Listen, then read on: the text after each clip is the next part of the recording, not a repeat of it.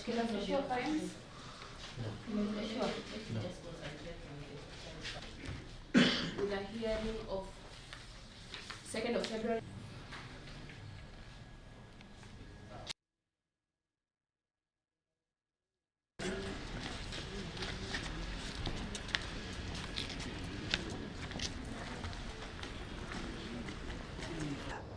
My car was broken into, that is on 7th July 2026, and my DJM S11 was stolen.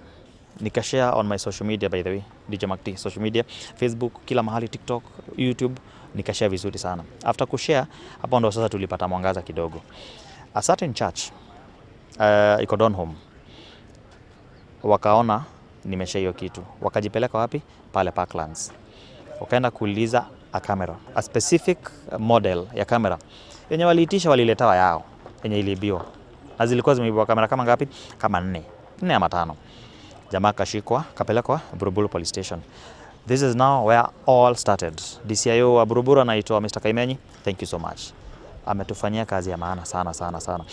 He made sure jamaa amelala ndani not one day, about 4 days, na alikuwa anafanya investigations.